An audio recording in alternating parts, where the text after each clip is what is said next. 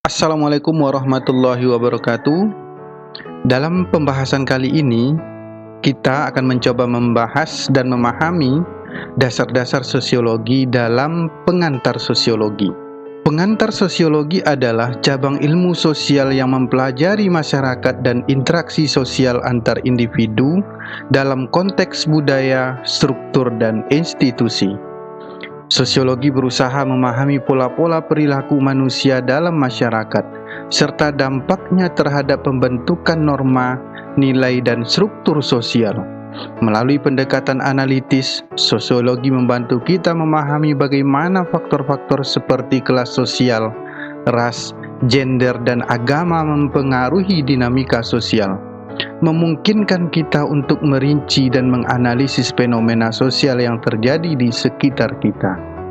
Dalam pengantar sosiologi, kita akan belajar tentang pemikiran-pemikiran tokoh kunci seperti Immanuel Durkheim, Karl Marx, dan Max Weber yang memberikan landasan teoritis untuk pemahaman sosiologis. Pemahaman konsep-konsep dasar seperti strukturalisme, fungsionalisme, konflik sosial, dan interaksionisme simbolik juga akan menjadi bagian integral dari pembelajaran. Dengan memahami dasar-dasar sosiologi, kita dapat mengembangkan wawasan mendalam tentang bagaimana individu dan masyarakat saling berinteraksi, serta bagaimana faktor-faktor sosial berperan dalam membentuk perilaku dan pola hubungan antar individu. Dimulai dari definisi sosiologi. Sosiologi adalah ilmu yang mempelajari masyarakat dan interaksi sosial. Melalui pendekatan ilmiah, sosiologi menganalisis pola-pola perilaku manusia dalam masyarakat. Hal ini membantu kita memahami dinamika sosial dan perubahan di sekitar kita. Dalam konteks sosiologi, kebudayaan menjadi hal yang perlu disoroti. Kebudayaan berasal dari kata budaya. Kebudayaan budaya adalah cara hidup yang berkembang dan dimiliki oleh seseorang atau sekelompok orang yang diwariskan dari generasi ke generasi. Sedangkan kebudayaan berasal dari bahasa Sanskerta, yaitu budaya, yang merupakan bentuk jamak dari budi atau akal. Jadi kebudayaan adalah manifestasi dari rasa, cipta, dan karsa manusia yang berwujud teknologi. Kebudayaan dapat juga didefinisikan sebagai keseluruhan pola-pola perilaku, norma, nilai-nilai, pengetahuan, seni, dan lambang-lambang yang diwariskan dan dibandingkan oleh suatu kelompok manusia dalam suatu masyarakat. Kebudayaan mencangkup segala aspek kehidupan manusia, termasuk cara berpakaian, berbahasa, makanan, seni, agama, dan alat-alat yang digunakan. Ini tidak hanya mencangkup benda-benda fisik, tetapi juga mencangkup aspek-aspek immaterial seperti ide dan keyakinan yang membentuk cara pandang dan pemahaman dunia suatu komunitas. Lalu, fungsi kebudayaan itu ada beberapa fungsi. Yang pertama, sebagai identitas dan keberlanjutan. Maksudnya adalah budaya memberikan identitas kepada suatu kelompok atau masyarakat. Melalui bahasa, tradisi, dan simbol-simbol budaya, anggota suatu komunitas dapat merasakan kebersamaan dan keberlanjutan dari suatu generasi ke generasi berikutnya. Kemudian pemahaman dan komunitas. Maksudnya adalah budaya berfungsi sebagai sistem komunitas kompleks yang memungkinkan individu berkomunikasi dan memahami satu sama lain. Bahasa sebagai bagian integral dari budaya memungkinkan penyampaian ide, norma, dan nilai-nilai. Kemudian yang selanjutnya, fungsi kebudayaan itu adalah adaptasi dan survival. Maksudnya adalah budaya memainkan peran penting dalam adaptasi manusia terhadap lingkungannya. Pengetahuan tradisional dan keterampilan yang diwariskan membantu kelompok-kelompok manusia bertahan dalam lingkungannya. Kemudian regulasi sosial. Maksudnya adalah nilai-nilai dan norma-norma budaya memberikan kerangka kerja untuk perilaku dan interaksi sosial. Mereka membantu mengatur hubungan antar individu dan memastikan stabilitas sosial.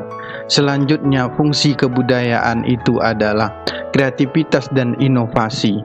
Maksudnya merupakan budaya juga menyediakan ruang untuk kreativitas dan inovasi. Seni, musik, dan penemuan baru adalah ekspresi dari kekayaan budaya dan kreativitas manusia. Kemudian unsur-unsur budaya itu adalah yang pertama, bahasa. Maksudnya adalah bahasa adalah sistem komunikasi yang kompleks dan kunci dalam mentransmisikan nilai, norma, dan pengetahuan dari satu generasi ke generasi berikutnya. Kemudian norma. Norma-norma adalah aturan-aturan yang mengatur perilaku dalam suatu masyarakat. Mereka dapat bersifat formal atau informal. Yang selanjutnya, unsur budaya itu ada nilai. Nilai-nilai adalah keyakinan yang dianggap penting dan dijunjung tinggi oleh suatu kelompok. Nilai membentuk dasar dari norma yang diadopsi oleh masyarakat. Unsur yang selanjutnya adalah simbol. Simbol-simbol seperti bendera, lambang agama, atau warna-warna khas memiliki makna tertentu dan menjadi cara untuk menyampaikan konsep dan ide budaya. Kemudian unsur kebudayaan yang selanjutnya adalah alat atau artefak. Alat dan artefak mencangkup benda-benda yang digunakan oleh manusia dalam kehidupan sehari-hari, seperti perkakas, pakaian tradisional, atau arsitektur. Unsur yang selanjutnya yaitu seni. Seni mencangkup ekspresi kreatif manusia dalam bentuk lukisan, musik, tarian, dan bentuk seni lainnya yang mencerminkan kekayaan budaya. Unsur yang selanjutnya adalah kepercayaan dan agama. Kepercayaan dan agama mencangkup sistem-sistem kepercayaan spiritual dan ritual yang membentuk pandangan dunia dan memberikan arah moral kepada kelompok tersebut. Lalu dalam sosiologi itu, kita juga membahas tentang struktur sosial. Struktur sosial mengacu pada pola-pola hubungan dan hierarki dalam masyarakat. Melalui pemahaman struktur sosial, kita dapat menganalisis distribusi kekuasaan, status, dan peran dalam masyarakat. Kemudian teori sosiologi yang kita bicarakan pada tahap awal tadi, maksudnya adalah berbagai teori sosiologi seperti fungsionalisme dan solidaritas sosial, kompleks dan materialisme sejarah, serta Pesten dan rasionalisme memberikan kerangka kerja untuk memahami dinamika sosial. Teori-teori ini membantu kita menganalisis masalah sosial dan perubahan dalam masyarakat. Siapakah tokoh yang menyampaikan teori sosiologi tersebut? Yang pertama, Emile Durkheim dalam teorinya fungsionalisme dan solidaritas sosial. Emile Durkheim, seorang tokoh pendiri sosiologi, menekankan pentingnya memahami masyarakat sebagai suatu entitas yang memiliki struktur dan fungsi tertentu. Konsep utama Durkheim adalah solidaritas sosial yang dibagi menjadi dua jenis, mekanis dan organik. Solidaritas mekanis merujuk pada masyarakat primitif di mana individu terkait oleh kesamaan nilai dan norma. Sedangkan solidaritas organik berkaitan dengan masyarakat modern yang terintegrasi melalui ketergantungan fungsional antar individu yang memiliki spesialisasi kerja yang berbeda. Durkheim juga memperkenalkan konsep anomi, yaitu keadaan ketidakstabilan sosial yang muncul akibat ketidakseimbangan dalam masyarakat. Yang kedua adalah Karl Marx dalam teorinya konflik dan materialisme sejarah. Karl Marx menekankan konflik sebagai motor utama perubahan sosial. Pemikirannya didasarkan kepada materialisme sejarah yang menyatakan bahwa perkembangan masyarakat terkait erat dengan perkembangan produktivitas dan penguasaan sumber daya. Marx membagi masyarakat menjadi dua kelas utama, yaitu pemilik modal, borjuis, dan pekerja, proletar. Dia memprediksi bahwa konflik antar kelas ini akan mengarah pada revolusi plotter yang akhirnya akan membawa masyarakat menuju sosialisme atau komunisme, di mana kepemilikan pribadi atau atas sumber daya produktif dihapuskan. Yang ketiga, Max Weber dalam teorinya First-hand dan rasionalisasi. Max Weber menawarkan pendekatan yang lebih berfokus pada pemahaman Bertrand terhadap tindakan sosial. Weber memahami bahwa perilaku manusia dipengaruhi oleh makna yang diberikan individu terhadap tindakan mereka sendiri. Konsep pentingnya termasuk rasionalisme, di mana masyarakat modern semakin didorong oleh logika rasional dan efisiensi. Weber juga membedakan antara 3 tipe otoritas. Pertama, tradisional, rasional, legal, dan karismatik, dan mengakui peran agama dalam membentuk etika kapitalis yang mendukung perkembangan kapitalisme.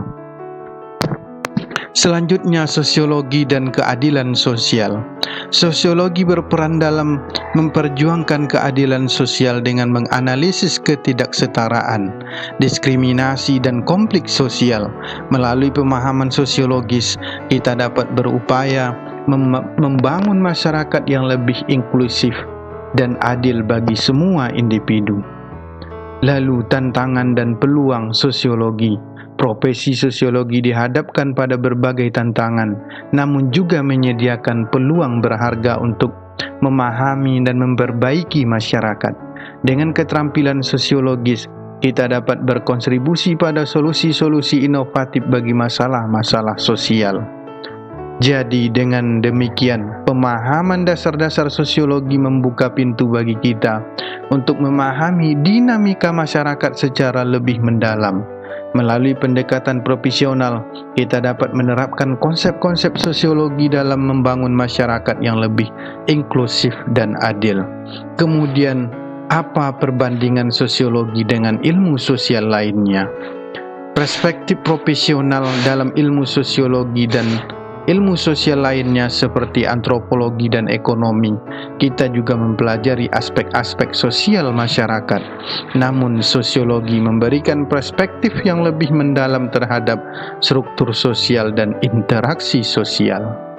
Metode penelitian yang digunakan dalam sosiologi menggunakan metode kualitatif dan kuantitatif untuk menganalisis fenomena sosial. Kedalaman analisis ini membedakan sosiologi dari ilmu sosial lainnya. Teori sosiologi seperti konflik sosial dan fungsionalisme menjadi landasan utama dalam sosiologi. Perbandingan dengan ilmu sosial lainnya menunjukkan keunikan pendekatan sosiologi terhadap struktur sosial. Kita bandingkan sosiologi dan antropologi. Meskipun sosiologi dan antropologi mempelajari budaya dan masyarakat, sosiologi lebih berfokus pada struktur sosial sementara antropologi lebih pada tradisi dan kebudayaan. Kemudian sosiologi dan ekonomi. Dalam perbandingan dengan ekonomi, sosiologi menyoroti aspek sosial dari kegiatan ekonomi. Ini mencangkup analisis terhadap ketimpangan sosial dan perubahan struktur dalam masyarakat. Kemudian sosiologi dan psikologi. Dibandingkan dengan psikologi, sosiologi menitik beratkan pada interaksi sosial dan pengaruh lingkungan terhadap individu. Psikologi lebih memfokuskan pada proses mental individu. Penerapan sosiologi dalam berbagai bidang seperti manajemen sumber daya manusia, pemasaran, dan kebijakan publik menunjukkan relevansi dalam konteks profesional. Jadi, dalam perbandingan dengan ilmu sosial lainnya, sosiologi menawarkan perspektif yang unik tentang struktur sosial dan interaksi manusia. Pemahaman akan sosiologi memberikan wawasan mendalam dalam konteks profesional. Demikian penjelasan pada bahasan kali ini. Semoga bermanfaat bagi kita semua. Wassalamualaikum warahmatullahi wabarakatuh.